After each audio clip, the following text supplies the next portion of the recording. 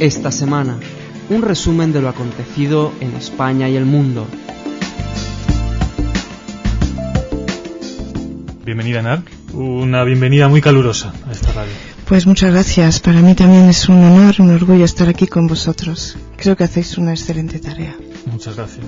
Enar Corbi es asesora de la Dirección General de Asuntos Religiosos, es miembro del Partido Socialista, fue diputada de la Asamblea de Madrid y, ante todo, es una buena amiga de Radio Sefarat y de la Comunidad Judía de Madrid, con la que lleva colaborando muchos años. ¿No es así, Enar?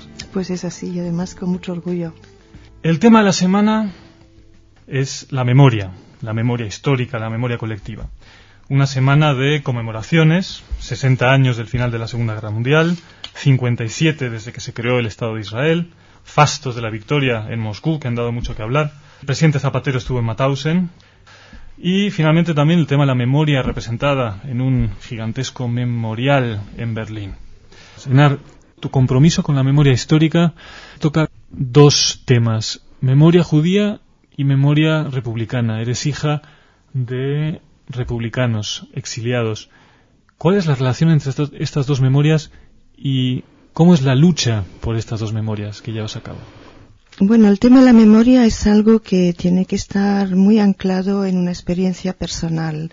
Y yo tengo que decir que la memoria republicana que me transmitió mi padre iba muy entrelazada con la memoria judía, porque en los campos, los llamados campos de la retirada, después de salir de España, cuando perdió la República frente a las tropas franquistas, en esos campos mis padres se encontraron con muchos judíos. Algunos eran los que habían salido de España también, que habían luchado junto a los españoles en las brigadas, y otros eran judíos que ya estaban siendo internados porque se perdió rápidamente el control de la situación en Francia con el gobierno de Pétain y se tuvo que obedecer, y así lo hizo con entusiasmo además el gobierno de Vichy, a las órdenes de los alemanes, que recomendaban precisamente que se empezara a internar a los judíos en ese camino tan terrible que de esos campos de internamiento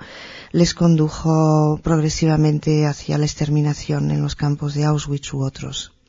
Entonces, para mí las dos memorias están como a la par, las siento, las vivo, las recuerdo, las sufro simultáneamente, la verdad es esa. Pero yo creo que a nivel colectivo, mientras que en el exilio no hay una dificultad ni un conflicto de memoria, yo lo que sí he experimentado en España, desde que he vuelto a España, que existe todavía un conflicto de memoria. Sería tan importante que se sentaran representantes de la memoria republicana junto a representantes de la memoria, portadores de la memoria judía, sus propias instituciones, y se hablara de eso cara a cara y, bueno, superando las contradicciones.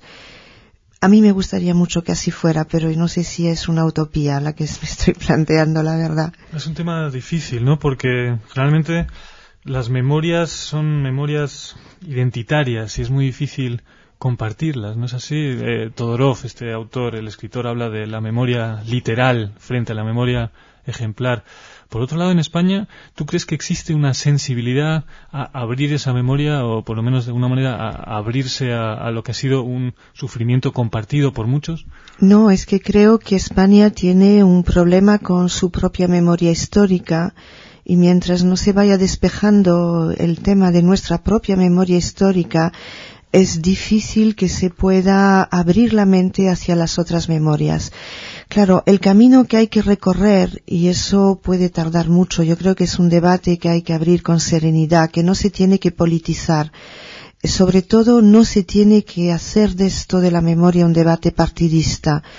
Es un debate que necesita mucha ética, que necesita un código de conducta por todas las partes. Y entonces, en ese debate largo, doloroso, complejo, en algún momento tienen que encontrarse las memorias, porque la memoria judía, en su sufrimiento, en la voluntad de exterminio, de que desapareciera de la faz de Europa, y a pesar de todo, habiendo seguido presente esa memoria judía en Europa, es parte de la nueva construcción de Europa, independientemente que una gran parte de esa memoria ha sido portada luego por Israel y como memoria constructiva de Israel. Pero queda una diáspora en Europa, y esa diáspora nos dice que hay una raíz de la Europa de hoy que está ahí.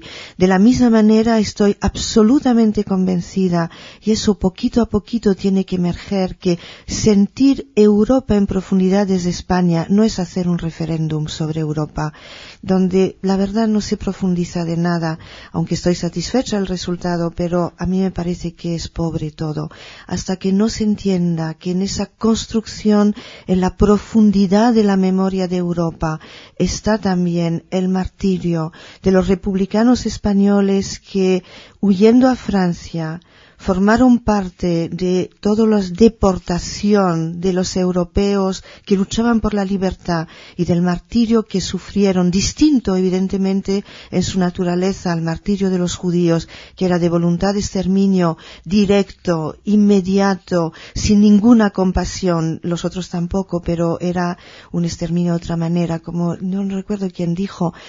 Los judíos eran exterminados y los deportados españoles en morían de otra manera, morían de extenuación, morían de hambre, morían de enfermedad, pero evidentemente no es la misma identidad de memoria, porque en su raíz no es la misma, en su naturaleza de exterminio no es la misma, porque son dos cosas muy diferentes, y tampoco es lo mismo en la memoria de hoy. Pero yo creo que esos republicanos españoles son la memoria profunda de la Europa de hoy.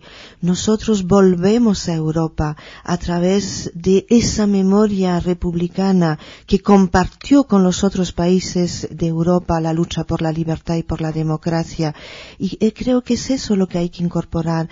Hay que incorporar esa memoria que pertenece a esa sangre de todos los que lucharon por la Europa de hoy, que pertenece al alma de todos los que lucharon por la Europa de hoy.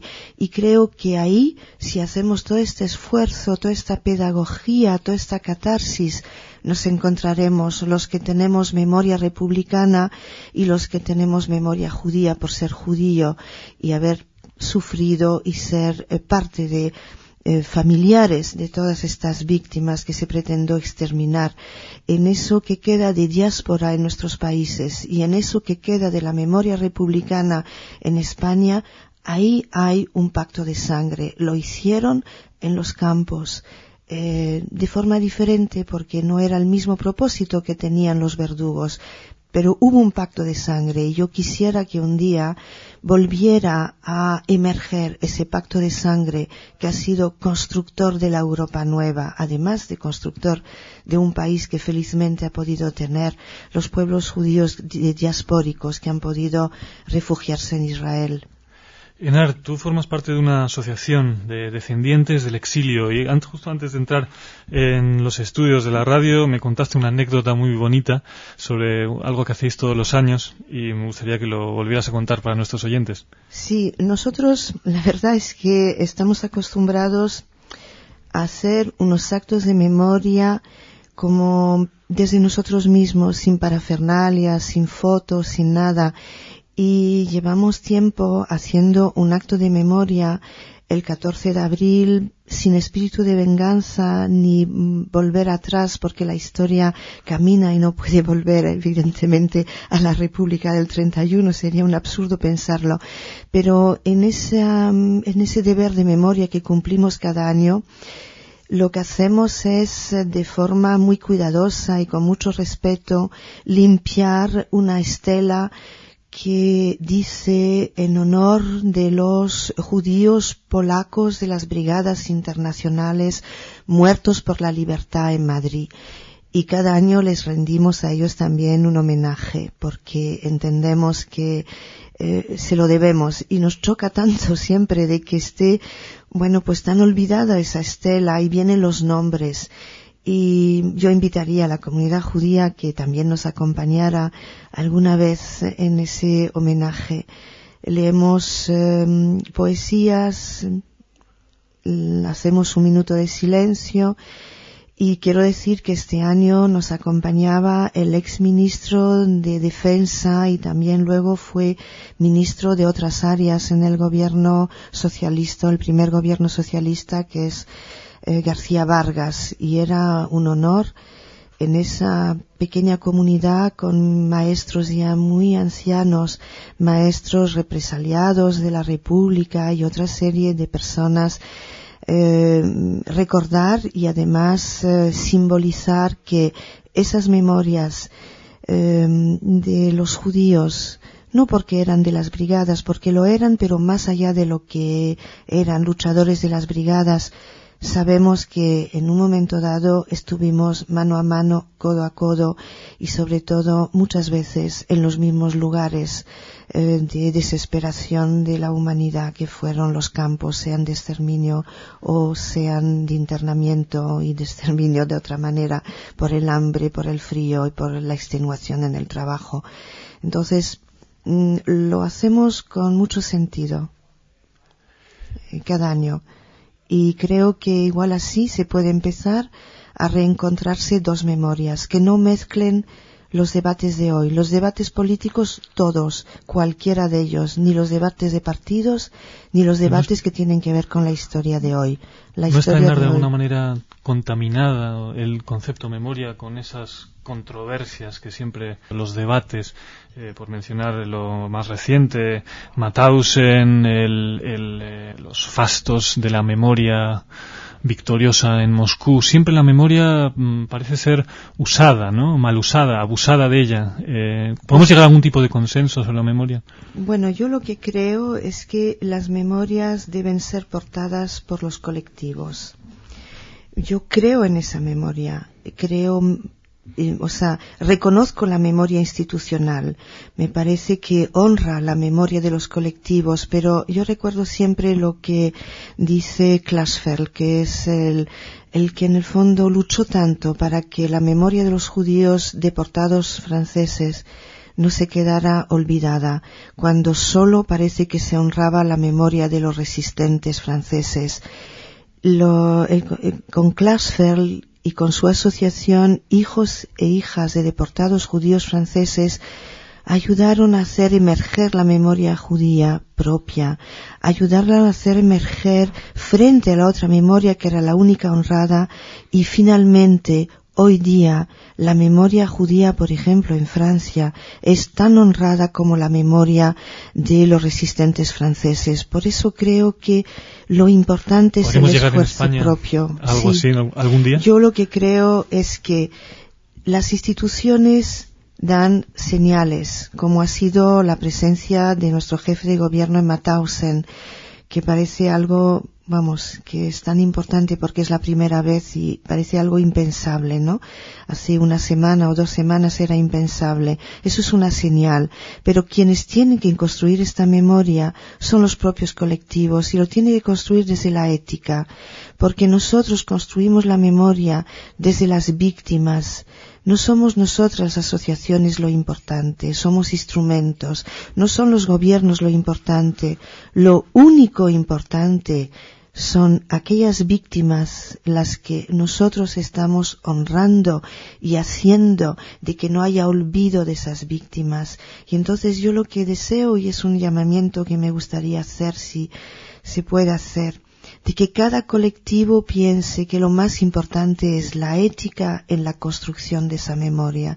Solo así se podrá evitar que sea recuperado esto en contra de nuestra memoria, de nuestras víctimas, por parte de negacionistas, por parte de todos los que aún siguen fascinados por el nazismo y por los hijos del nazismo o los primos hermanos del nazismo. Entiéndase, pues los descendientes ideológicos de Mussolini o de Franco o de todos los nazis que todavía rondan por este mundo, que pensábamos que desaparecían y se están reforzando.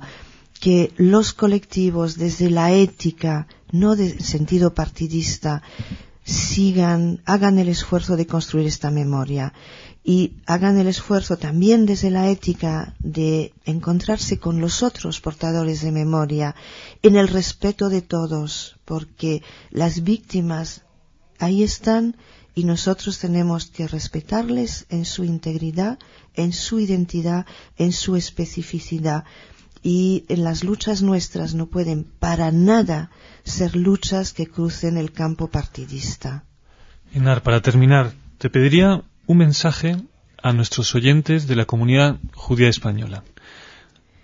Bueno, la verdad es que siento tanto cariño por la comunidad judía española, tanto respeto que yo no sé qué decir, pero les pediría que también participen de este trabajo en España, que nos acompañen, por ejemplo, cuando vamos al cementerio de Fuencarral, que en algunos momentos nos encontremos los que somos portadores de la memoria de las víctimas republicanas deportadas, exiliadas, y que tal y como es poderosamente, fuertemente, potentemente portador la comunidad judía, también del martirio de todos los judíos de Europa, sería bonito encontrarse. Y yo pediría eso, que un día nos encontremos y hablemos y podamos ver qué es lo que se puede construir, qué es lo que se puede hacer para ayudar a sentir que de Europa, de una Europa que no se resume a un referéndum, hay algo muy profundo que nos sigue uniendo y que en el imaginario nuestro hay algo que no volverá, que es la República. En el imaginario judío hay una realidad que es Israel. Bueno, pues esos son los imaginarios y las memorias tienen que caminar en el respeto a los imaginarios y en la conciencia de que hoy el mundo es el de hoy en España, pero que todos somos constructores de lo que hoy podamos hacer para la ciudadanía de todos, que es ciudadanía en libertad, ciudadanía en igualdad, ciudadanía en fraternidad de todos nosotros. Gracias, Enar, y gracias por el trabajo de construcción y de tender puentes que has venido haciendo durante todos estos años. Creo que es lo que más me satisface de las cosas que he podido hacer, tender puentes con vosotros, por ejemplo.